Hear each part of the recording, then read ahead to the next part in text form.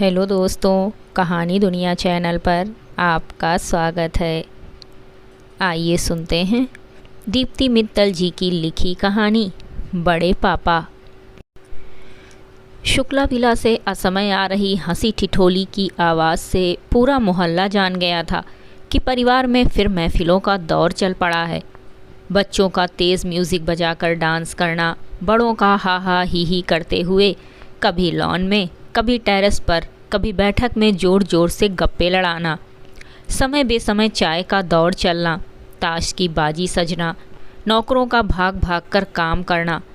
पिछले 2 दिनों से वहाँ यही सीन चल रहा था। ऐसा दृश्य हर साल गर्मियों की छुट्टियों में उत्पन्न हो जाता था, जब इस कोठी की दोनों बेटियाँ अपने अपने बाल बच्चों संग छुट्टियाँ बिताने मायके आती थीं। तब इस कोठी की रौनक देखने लायक होती थी। मगर इस बार ये रौनक, ये उत्साह कुछ ज़्यादा ही उफान पर था। और हो भी क्यों ना, कारण भी तो बड़ा था। शुक्ला विला की नींव स्वर्गीय सीताराम शुक्ला जी ने रखी थी, जो रुड़की शहर के जाने माने कपड़ा व्यापारी थे। उन्हें और उनकी पत्नी को गुजरे हुए कई साल हो गए। उनके 3 बेटों कृष्णचंद्र, रामेश्वर और मनमोहन एवं 2 बेटियों निर्मला और कुमकुम के बचपन, जवानी, शादी ब्याह, बहू दामादों, नाती पोतों के आगमन का साक्षी बना था ये शुक्ला विला। आज उसी के आंगन में मंझले बेटे रामेश्वर की बड़ी संतान और नई पीढ़ी की अग्रजा 23 वर्षीय नम्रता की शादी के चर्चे चल रहे थे। शुक्ला परिवार की नई पीढ़ी में नम्रता सहित कुल 9 किशोर व बच्चे थे। सभी का आपस में बहुत प्रेम था। जब भी मिलते खूब धमाचौकड़ी मचाते। उन सभी को सम्मिलित रूप से शुक्ला गैंग के नाम से संबोधित किया जाता था। यह गैंग थोड़ी और बड़ी होती अगर बड़े भाई कृष्णचंद्र की पत्नी और दुधमुही बच्ची की एक कार दुर्घटना में असमय मृत्यु न हुई होती। कार वे ही चला रहे थे, किंतु ईश्वर ने उन पर थोड़ी दया दिखाई। चोटें बहुत थीं, मगर प्राण बच गए थे। वे स्वयं को इस दुर्घटना का दोषी मानकर ग्लानि के ऐसे भंवर में उलझे कि सालों बाद भी नहीं उभरे थे। इस घटना के बाद उन्होंने स्वयं को बस अनवरत श्रम की भट्ठी में झोंक दिया था। उनकी निरंतर मेहनत का ही परिणाम था कि पिता का बिजनेस दिन दूनी रात चौगुनी तरक्की कर रहा था। कृष्णचंद्र ऐसे हंसी ठट्ठों गप्पों की महफिलों का कभी हिस्सा न बनते। काम से घर लौटकर सबका संक्षिप्त हालचाल पूछते और चुपचाप खाना खाकर सीधा अपने कमरे में चले जाते। वहाँ भी देर रात तक व्यापार के अकाउंट ही निपटाते रहते। परिवार में उनका एक कड़क अनुशासन, पिता के समान दबदबा था। और हो भी क्यों ना, छोटे भाई बहनों की शादियाँ, रोजगार आदि सभी जिम्मेदारियाँ उन्होंने ही उठाई थीं। भाई बहन उन्हें बड़े भाई साहब और बच्चे बड़े पापा कहकर संबोधित करते। आज भी कुछ ऐसा ही हुआ। उनके घर में आते ही सभी शालीनता की मूर्ति बनकर बैठ गए। उन्होंने सबके हालचाल पूछे, खाना खाया और अपने कमरे की तरफ रुख कर लिया। उनके जाते ही सभी मिल बैठकर 4 दिन बाद होने वाली रोके की रस्म की प्लानिंग करने लगे। शुक्ला गैंग डेस्टिनेशन वेडिंग की तरह डेस्टिनेशन रोके की जिद पर अड़ा था। निर्मला की बेटी नव्या बोली, सुनिए सुनिए, शुक्ला गैंग पूरी प्लानिंग कर चुका है। रस्म मसूरी के एक रिसॉर्ट में होगी। लड़के वाले भी वहीं आ जाएंगे। सभी वहाँ 2 दिन रुकेंगे। खूब नाच गाना धमाल मस्ती होगी। इस तरह से हमें अपने जीजा जी के और जीजा जी को जिज्जी के साथ वक्त बिताने का भरपूर मौका मिलेगा। कहते हुए उसने नम्रता की तरफ आँख मारी तो वो थोड़ी लजा गई। नहीं नहीं, ऐसा अच्छा लगता है क्या? रोके की रस्म तो घर पर ही होनी चाहिए। कुसुम बोली, बस बस मौसी, आप हमारी प्लानिंग की यूँ बखिया मत उधेड़ो। इस बार हम बच्चों की चलेगी, आप बड़ों की नहीं। पिछले 2 सालों से आप लोग हमें गर्मियों में घुमाने के नाम पर तीर्थ यात्राएं करा रहे हैं और हम कुछ नहीं बोले, लेकिन इस बार नहीं। हमारी नम्रता दी का रोका हमारे हिसाब से ही होगा। नव्या की बात को सभी बच्चों ने जोरदार तरीके से सपोर्ट किया। अरे अरे रुको जरा, प्रोग्राम अकेले हमारा थोड़े ही है, लड़के वालों की भी तो सहमति चाहिए, उनसे भी तो बात करनी पड़ेगी। नम्रता के चाचू मनमोहन ने अपना पक्ष रखा। आपको वो सब सोचने की ज़रूरत नहीं है मामू, हमने जीजा जी से बात कर ली है, वे भी हमारे इस आइडिया से खुश हैं। और हाँ, हम रिसॉर्ट मैनेजर और इवेंट प्लानर से भी बात कर चुके हैं, सब कुछ फाइनल है। आपको तो बस किराए और कैश का इंतज़ाम करना है, बाकी सब हम संभाल लेंगे। नव्या पूरे शुक्ला गैंग की तरफ से हाथ नचाते हुए बोली। सब बड़े सिर पकड़कर बैठ गए। बाप रे, आजकल के बच्चे रॉकेट से भी तेज हैं। कुसुम मौसी के कमेंट पर नव्या तपाक से बोली, सही पकड़े हैं। तो सब हंसने लगे। ठीक है, हमें कोई आपत्ति नहीं है, पर एक बार ज़रा अपने बड़े पापा से भी पूछ कर देख लो। कन्वेंस मैं संभाल लूँगा, मगर कैश तो वहीं से निकलवाना है। नम्रता के पिता रामेश्वर बोले। उनका नाम आते ही सबको जैसे सांप सूंघ गया। बड़े पापा क्यों मना करने लगे? मुझे पूरा यकीन है उन्हें इसमें कोई आपत्ति ना होगी। नम्रता का सर आश्वस्त था। हाँ दी, उन्हें भला क्या आपत्ति होने लगी? अगर उनकी लाडली भतीजी जी की बात हो तो सारी आपत्तियाँ विपत्तियाँ हवा हो जाती हैं। ये सब तो हम बाकी बचे खुचे प्राणियों के समय ही निकल के आती हैं। नम्रता के चचेरे भाई राघव की बात पर जब पूरे शुक्ला गैंग ने हाँ में हाँ मिलाई तो नम्रता चिढ़कर मुंह फुलाकर बैठ गई। बात गलत भी नहीं थी। बड़े पापा का नम्रता से कुछ विशेष लगाव था, जो मौके बेमौके जाहिर हो ही जाता। बाकी बच्चों के साथ सख्त कायदे कानून से पेश आने वाले बड़े पापा नम्रता की बात आते ही मोम की तरह पिघल जाते। इसका एक सबूत तो तब देखने को मिला था जब नम्रता का आईआईटी में सिलेक्शन हुआ था। पूरा परिवार चाहता था कि नम्रता रुड़की आईआईटी में ही पढ़ाई करे, इस तरह वो घर में रहकर इंजीनियरिंग कर लेगी। मगर उसने मुंबई आईआईटी जाने की जिद पकड़ी थी।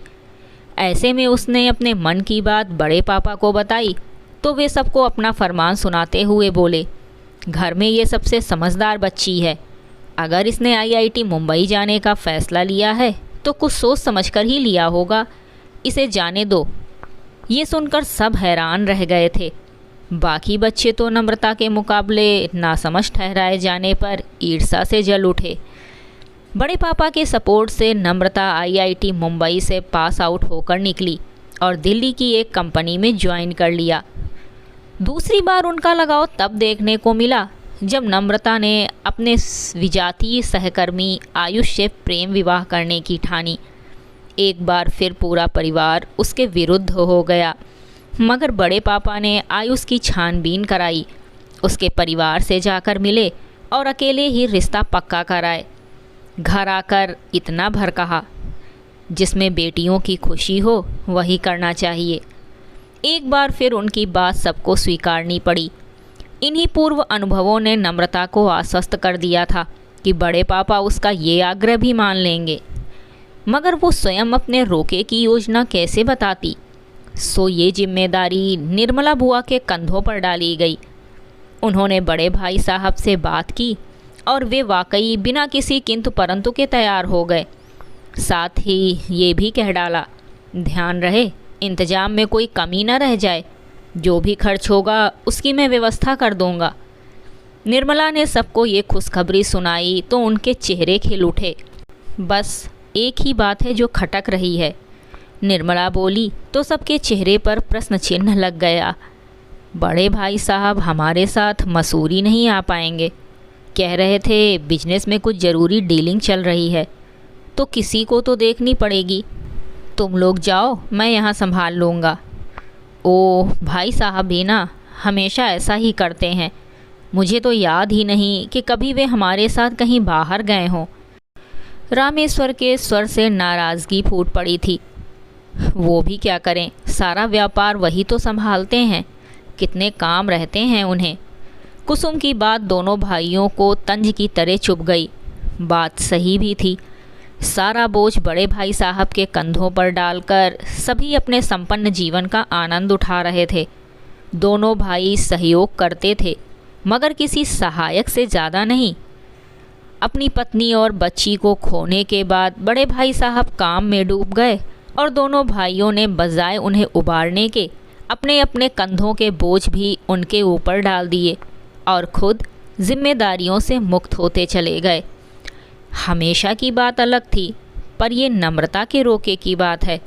अगर नम्रता की जगह उनकी अपनी बेटी होती तो। कहते कहते नम्रता की माँ रुक गई। अरे भाभी, दुखी ना हो, हम हैं ना, हम सब संभाल लेंगे। भाई साहब वैसे भी कहीं आते जाते नहीं हैं, इसीलिए उनसे कुछ कहना सुनना बेकार ही है। सालों से ऐसे ही चल रहा है और आगे भी ऐसा ही चलेगा। तुम उनके बारे में सोचकर जी छोटा मत करो। अब तो रोके की तैयारी के बारे में सोचो, सिर्फ 4 दिन बचे हैं। मनमोहन के समझाने पर बड़े भाई साहब के ना चलने की बात को हमेशा की तरह सबने स्वीकार कर लिया। दिन तेजी से गुजरने लगे। सभी अपनी अपनी तैयारियों में जुटे थे, नम्रता भी। लेकिन इस बात से वो अंदर ही अंदर दुखी थी कि उसके रोके पर बड़े पापा साथ नहीं होंगे। आज रात जब वो सोने की कोशिश कर रही थी तो बचपन से लेकर अब तक की वे समस्त मधुर स्मृतियाँ उसकी नज़रों के आगे तैरने लगीं, जो बड़े पापा से जुड़ी थीं। माँ कहती थीं, उस एक्सीडेंट के बाद वे पहली बार तब मुस्कुराए थे जब तुझे गोद में लिया था। तू जन्मी तो कहने लगे, चलो कम से कम मेरी खोई हुई बिटिया तो वापस आई। उसका नम्रता नाम भी बड़े पापा का ही दिया हुआ था, जो उनकी अपनी बेटी का था। नम्रता को याद आ रहा था कैसे बड़े पापा घर के सभी सदस्यों की ज़रूरतों का, उनकी सुविधाओं का ख्याल रखते हैं। अपने लिए तो शायद ही कभी कुछ चाहा या मांगा हो। मेरे लिए तो वे मेरे पापा से भी बढ़कर हैं। वे सच में मेरे बड़े पापा हैं और वही मेरे जीवन के इतने बड़े पड़ाव पर मेरे साथ खड़े नहीं होंगे। नहीं, ऐसा नहीं हो सकता, उन्हें होना ही होगा। इस दृढ़ निश्चय के साथ नम्रता उठी और बड़े पापा के कमरे में चली गई। वे खिड़की पर खड़े आकाश को निहार रहे थे। एक अजीब सी तन्हाई और उदासी उनके चेहरे पर फैली थी। नम्रता को आता देख वे थोड़े संयत हुए। आओ बेटी। बड़े पापा, कल मेरे जीवन का इतना महत्वपूर्ण दिन है और आप ही की वजह से ये दिन आया है, पर आप ही वहाँ नहीं होंगे मुझे अपना आशीर्वाद देने के लिए। ये क्या कह रही हो बेटी? मैं वहाँ रहूँ या ना रहूँ, इससे क्या फ़र्क पड़ता है? मेरा आशीर्वाद तो हमेशा ही तुम्हारे साथ है। वैसे भी मैं नहीं तो क्या, बाकी सभी तो होंगे ही ना तुम्हारे साथ। बाकी सभी भले हों, मगर आप तो नहीं होंगे ना। और इस बात से मुझे फ़र्क पड़ता है, बहुत फ़र्क पड़ता है। नम्रता आँखों में अनुग्रह लिए उदास स्वर में बोली। ये सुनकर बड़े पापा की आंखें भर आईं, स्वर रुंध गया। बमुश्किल संभल कर बोले, सुन बेटी, दिल छोटा मत कर, तू खुशी खुशी जा। अगर ज़रूरी काम ना होता तो मैं भी आ जाता। खैर, मेरा होना तेरे लिए ज़रूरी है, मैं तो ये सुनकर ही गदगद हो गया हूँ। बाकी किसी ने तो मुझसे एक बार भी साथ चलने को नहीं कहा। साथ चलने को तो मैं भी नहीं कह रही हूँ बड़े पापा। नम्रता का स्वर गंभीर था। तो फिर? कृष्णचंद्र को नम्रता की बात कुछ समझ नहीं आई। मैं जानती हूँ बड़े पापा, अगर मैं कहूँगी भी तो आप साथ नहीं आएंगे, इसीलिए मैं आपको साथ चलने को कहने नहीं आई हूँ। मैं तो ये कहने आई हूँ कि आपके बगैर ये रोका नहीं होगा। उस समय, उस मुहूर्त पर आप जहाँ होंगे, मेरा रोका वहीं होगा। आप घर पर होंगे तो घर में, ऑफिस में होंगे तो ऑफिस में, कार में, शोरूम पर, आप जहाँ होंगे बस हमें 5 मिनट दे देना, हम वही रोका कर लेंगे। पागल हो गई है क्या? सब व्यवस्थाएं हो चुकी हैं। आयुष के घर वाले क्या सोचेंगे? वो कुछ भी सोचें, मुझे परवाह नहीं। मेरे लिए आप सबसे इम्पॉर्टेंट हैं और इस बार मैं आपको यूँ बच के नहीं जाने दूंगी। ये सब सुन कृष्णचंद्र पत्थर से जम गए। उन्हें यूं चुप खड़ा देख नम्रता जाने लगी। चलिए, ये खुशखबरी मैं बाकी सभी को भी दे आऊँ कि रोका मसूरी में नहीं बल्कि यहीं होगा, बड़े पापा के साथ। नम्रता को जाता देख कृष्णचंद्र पीछे से बोले, रुक, सुन तो, मैं चलूँगा तेरे साथ। क्या कहा? फिर से कहिए। मैंने ठीक से सुना नहीं। नम्रता ने ना सुनने की एक्टिंग की। मैंने कहा कोई ज़रूरत नहीं है किसी से कुछ कहने की, मैं साथ चलूँगा। और आपके सो कॉल्ड ज़रूरी काम, उनका क्या होगा? कोई ज़रूरी काम नहीं है। परिवार के आगे मेरे कभी कोई ज़रूरी काम रहे ही नहीं। तो फिर ये ना जाने का ड्रामा क्यों कर रहे थे? नम्रता झूठा गुस्सा जाहिर करते हुए बोली, इसीलिए कि कोई तो मुझे भी पूछे, मेरे साथ ज़िद करे, मेरी मान मनुहार करे। मैं इतने सालों से तुम सभी का दुख दर्द बिन कहे समझता आया हूँ, बिन मांगे सब देता आया हूँ। क्यों? क्योंकि ये परिवार मेरे लिए बहुत मायने रखता है। इस परिवार के बिना मेरा वजूद अधूरा है। मगर क्या मैं भी इस परिवार के लिए कुछ मायने रखता हूँ? क्या मेरी उपस्थिति भी इस परिवार के लिए ज़रूरी है? मैंने जब भी तुम लोगों के साथ कहीं जाने को मना किया तो बस ये जानने के लिए कि मेरे होने या ना होने से तुम लोगों को कुछ फ़र्क पड़ता भी है या नहीं। पर हर बार मेरे हाथ बस निराशा ही लगी। बड़े पापा की बातें सुनकर नम्रता स्तब्ध रह गई। ये क्या कह रहे हैं बड़े पापा? आप हम सभी के लिए बहुत मायने रखते हैं। नहीं, सभी के लिए नहीं, वरना जब भी मैंने किसी फैमिली आउटिंग या फंक्शन पर आने में असमर्थता जताई तो क्या किसी ने मुझे साथ चलने के लिए मनाया? किसी ने कहा कि आप नहीं जाएंगे तो हम भी नहीं जाएंगे? नम्रता, मैं भले ही बूढ़ा होता जा रहा हूँ, पर मेरे अंदर अभी भी एक बच्चा छिपा है जो तुम सबकी आंखों में अपने लिए प्यार और अहमियत देखना चाहता है, जो चाहता है कि कोई उसके कामों को, उसके योगदान को सराहे, उसकी कमी को महसूस करे, उसे यकीन दिलाए कि वो उनके लिए कितना महत्वपूर्ण है। मगर अफसोस, इस घर में सबने मुझे हमेशा फॉर ग्रांटेड ही लिया। मैं धीरे धीरे दूर होता गया और सबने मुझे सहजता से दूर होने दिया। किसी ने मुझे खींचकर अपनी चौकड़ी में शामिल नहीं किया। और अगर आज तुम भी मुझे मनाने नहीं आती तो मैं पूरी तरह से टूट जाता। मन की पीड़ा कहते कहते बड़े पापा की आंखों से अविरल अश्रुधारा बह रही थी, जो न जाने कितने बरस का जमा गुबार पिघला कर बाहर ला रही थी। उनकी पीड़ा से वाकिफ़ हो नम्रता की भी आंखें और दिल दोनों भर आए। सच ही तो कह रहे थे बड़े पापा। आज तक पूरे परिवार ने उन्हें पिता समान होने का तमगा पहनाकर एक सर्विस प्रोवाइडर ही तो बनाकर रखा है, जो उनके बदले मर खप कर उनके लिए धन और सुविधाएं जुटा रहा है। उनकी भावनाओं को कब किसी ने सुनने समझने का प्रयास किया? पर अब ऐसा नहीं होगा। वो सबसे इस बारे में बात करेगी। भारी हुए माहौल को हल्का करने के लिए नम्रता आंखें पोंछकर उनकी अलमारी खोलते हुए बोली, चलिए, इमोशनल बातें बहुत हुई, अब आपकी ड्रेस देखते हैं कि कल क्या पहन सकते हैं। आपने तो कोई नई ड्रेस बनवाई नहीं होगी। क्यों नहीं बनवाई? ज़रूर बनवाई है, ये देख। बड़े पापा ने एक बेहद सुंदर एम्ब्रॉयडरी वाला सिल्क कुर्ता पैजामा अलमारी से निकाल कर दिखाते हुए कहा। उसे देख नम्रता की आंखें खुली की खुली रह गईं। ओह, तो आप सारी तैयारी किए बैठे थे? हाँ, क्योंकि मेरे दिल के किसी कोने में उम्मीद थी कि कोई और मुझे मनाने आए या ना आए, मगर तू मुझे ज़रूर मना कर संग ले जाएगी।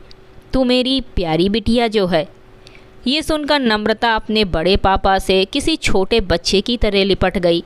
वो मन ही मन ऊपर वाले को शुक्रिया अदा कर रही थी कि अच्छा हुआ जो उसे सही समय पर बुद्धि आ गई और वो उन्हें मनाने चली आई, वरना आज वे कितनी बुरी तरह टूट कर बिखर जाते और किसी को कानों कान खबर भी ना होती। खिड़की से कमरे में आ रही चांदनी गवाह थी कि आज नम्रता की एक पहल से बड़े पापा के दिल में पैठ किया अंधकार सदा के लिए दूर हो रहा था। ये थी दीप्ति मित्तल जी द्वारा लिखी कहानी बड़े पापा। उम्मीद करती हूँ आपको हमारी ये कहानी ज़रूर पसंद आई होगी। कहानी सुनने के लिए धन्यवाद।